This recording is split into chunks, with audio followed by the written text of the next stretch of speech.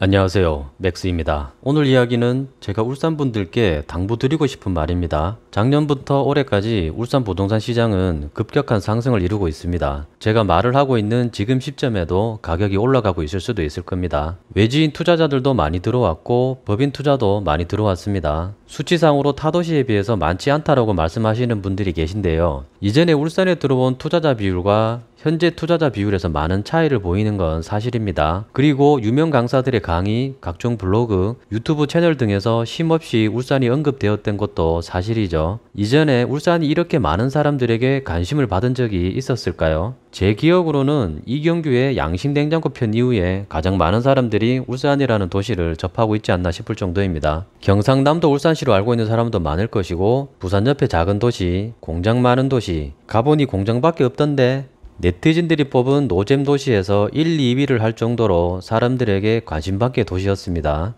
이런 울산이 유례없이 많은 관심을 받은 건 저금리 유동성, 수요와 공급보다도 심리적으로 타 광역시 대비 낮은 집값이 한몫을 했을 겁니다. 서울과 지방광역시들이 신고가를 찍을 동안에도 울산은 부동산 패배주의가 가득했으니까요. 외지 투자자들이 울산 부동산 시장에 활력을 불어넣어 준 건 사실입니다. 그래서 현지 실수요자들의 움직임이 일어난 것도 사실이고요. 그런데 이런 상황 속에서 한 가지 걱정스러운 부분이 있습니다. 바로 지역주택조합에 대한 내용인데요. 원수에게 권한다는 지주택입니다. 요즘 부동산 경기가 좋고 아파트 가격이 연일 신고가를 갱신하는 상황 속에서 지역주택조합 모집이 활발해지고 있는 것 같습니다. 부동산 소장님들도 이전까지 중개거래나 추천을 꺼려했던 지주택에 대해서도 인식을 바꿔야 할 것 같다며 지주택에 대해서 매물 확보를 해야 하는 거 아닌가 라는 생각을 하고 계시다는 분도 있습니다. 지역주택조합은 지역에 거주하는 주민이 주택 마련을 위해서 설립하는 조합으로 해당 주택 건설 대지의 80% 이상의 토지를 확보해야 합니다. 조합원의 자격 또한 조합 설립인가 신청일부터 해당 주택의 입주 때까지 주택을 소유하지 않거나 전용 면적 85제곱평방미터 이하의 주택을 한 채 소유한 세대주여야 합니다. 내가 조합원 자격을 다른 사람한테 넘길 때도 동일하게 조건이 맞는 사람한테 넘겨야 합니다. 그리고 지주택이 뭔지 제대로 모르고 가입하시는 분들도 있습니다. 이런 분들 위험합니다.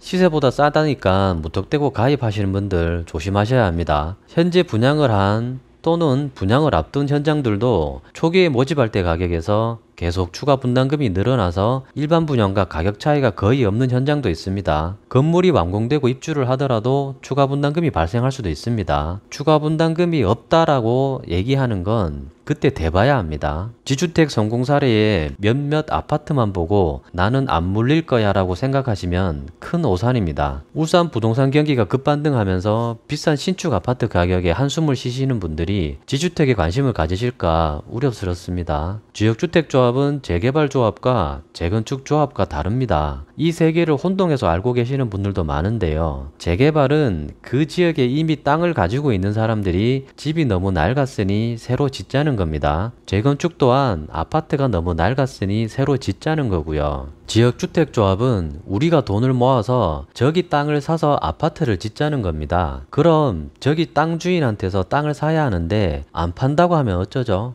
판다고 하더라도 비싸게 팔면 어쩌죠? 그동안 시간은 계속 가고 나는 자격 조건 유지해야 해서 아무것도 못하고 모아둔 돈 다 썼다면서 더 달라고 하고 조합장이랑 임원들은 업체들한테 로비 받고 골프 치고 룸사롱. 여기서 잠깐 모아둔 돈을 어디다 썼을까요? 제가 알고 있는 내용을 말씀드리겠습니다. 제 소개를 안 했네요. 저는 건축 조감도 제작하는 일을 합니다. 올해로 19년 됐습니다. 여러분들이 모델하우스나 카다로그에서 보는 조감도 유니트들을 3D로 제작을 해서 포토샵 작업해서 이미지로 만드는 일을 합니다. 이 작업을 하려면 건축, 토목, 색채, 조경, 인테리어, 건축 및 경관심의와 관련된 모든 자료를 받아서 작업을 합니다. 자, 이제부터 지주택에서 돈을 어디다 썼는지 이야기해 볼게요. 초기에 지역주택조합 모집을 할 때 여러분 우리 돈을 모아서 저기에다가 멋진 아파트를 지읍시다 라고 합니다. 그러려면 저 땅에다가 아파트를 어떻게 지을 수 있는지 설계를 해야 하죠. 이걸 초기 계획 단계에서 사업성 검토를 한다고 해서 계획 설계라고 합니다. 가설계라는 용어를 쓰기도 하는데 정확하게는 계획 설계입니다. 계획 설계 단계에서는 상세한 도면은 없고 땅 모양에 평형별로 세대수 정해서 앉혀진 배치 도면만 있습니다. 이 도면 한 장 들고 CG업체한테 가서 조감도, 투시도 등을 그려달라고 합니다. CG업체로 바로 오는 경우도 있지만 대부분 광고 대행사를 통해서 일이 들어옵니다. 여기서 광고 대행사 또한 지주택과 연관된 업체입니다. 지주택은 초기에 돈이 없기 때문에 계획 설계 도면을 그려주는 설계업체한테도 나중에 사람들 모아서 돈 받으면 그때 돈 줄게 라고 하고 도면을 빼달라고 합니다. 물론 잘 되면 실시 설계 너희들한테 맡길 거야 라고 하죠. 광고 대행사한테도 동일하게 이야기하겠죠. 배치도 한 장 달랑 있기 때문에 건물 외관에 디자인도 없고 색채 계획도 없습니다. 단지 내 놀이터, 조경시설 등에 대한 자료도 없어요. 그러나 저 같은 건축 그래픽 전문가는 도면 한 장으로도 조감도, 투시도 만들 수 있습니다. 그럼 그걸 가지고 카탈로그나 전단지 만들어서 저기에다가 이런 멋진 아파트를 지읍시다 하고 사람들을 모읍니다. 홍보관이든 모델하우스 열어서 사람들을 모으죠. 다들 몇 천만 원씩 내고 가입을 하겠죠. 그렇게 돈을 모았습니다. 자, 그럼 이걸 써야 되겠죠. 많은 부분이 있겠지만 제가 아는 부분만 말씀드릴게요. 광고 대행사한테 집행비를 줘야 합니다. 저한테서 100만 원을 주고 그림을 한 장 그려갔다고 예를 들어 볼게요. 이 그림을 광고 대행사가 지주택 조합에 올리는 견적은 150만 원이거나 200만 원입니다. 그림 한 장의 가격이 뻥튀기 됐죠. 그런데 여기서 끝이 아닙니다. 제가 그려준 한 장의 그림을 가지고 컨셉을 바꿔서 여러 장으로 만듭니다. 예를 들면 낮 배경으로 그린 걸 야경으로 살짝 바꿔서 한 장, 가로 이미지를 세로로 바꿔서 한 장, 배경이 하늘 이미지를 바꾸고 앞에 나무도 조금 바꿔서 한 장, 이렇게 한 장의 그림이 여러 장으로 바뀌고 견적은 그만큼 올라가죠. 이렇게 만든 그림은 어디다 써야 합니다. 안 쓰면 돈을 받을 수가 없기 때문이죠. 그래서 1차 전단에는 이 그림 나가고 2차 전단에는 이 그림 나가고 축약 카탈로그에는 이 그림 쓰고 신문 광고에는 이 그림 쓰고 이 그림은 전단지 밑에 작게 하나 쓰고 이런 그림을 모두 다 써버렸네요. 자, 2차 조합원 모집을 위해서 그림을 다시 그립시다. 어라? 돈이 없네?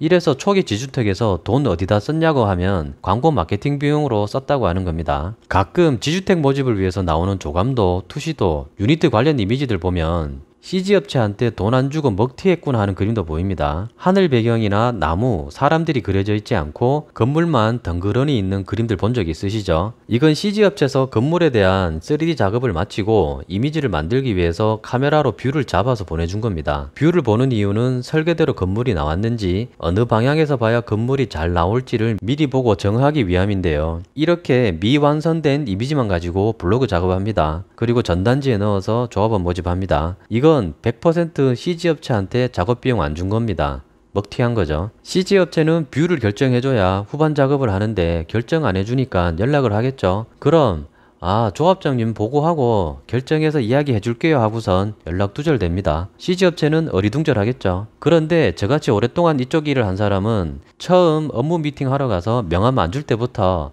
이 현장 돈 못 받는구나 하고 눈치챕니다. 실제로 제가 업무 미팅을 했던 모 지주택입니다. 조합장님하고 무슨 이사라는 분이었는데 이사라는 분 명함 안 주셨습니다. 한눈에 봐도 사자 느낌 물씬 풍겼습니다. 이 현장의 조합장님은 구속됐습니다. 설계 도면이 없는 현장도 있습니다. 이런 현장은 알아서 예쁘게 잘 해주세요 라고 말합니다. 그래서 조감도, 투시도 그려주면 외관을 화려한 커튼홀로 바꿔달라고 합니다. 동간 간격 널찍하게 벌려달라고 합니다. 호수는 뒤에 있는데 마치 앞에 있는 것처럼 그려달라고 합니다. 저기 멀리 있는 공원도 바로 앞으로 가져옵니다. 대공원이 내 집 앞마당이 됐네요. 지역주택조합의 본 취지는 좋습니다. 그러나 본래 취지는 어디 간 데 없고 업자들의 노름판이 되어버렸습니다. 이런 사탕 발림에 넘어가서 마음고생, 돈고생 하시는 분들이 많으셔서 우려스럽습니다. 특히나 이런 부동산 상승기에는 더욱더 우려스럽습니다. 지금은 부동산 전문가라고 하시는 분들도 처음 겪어보는 시장 상황입니다. 지금까지 이런 저금리 상황이 있었던 적이 있나요? 시장에 풀린 유동성이 이렇게 역대급이었던 적이 있었나요? 정부가 연일 강도 높은 대책을 쏟아낸 적이 있었나요? 나에게 다가오는 그림자가 나를 해치러 오는 늑대인지 내가 기르던 개인지 잘 구분하시기 바랍니다. 눈이 부셔서 잘 보이지 않아 손으로 해를 가리지 마시고 눈부심이 없는 선글라스를 장만하시기 바랍니다.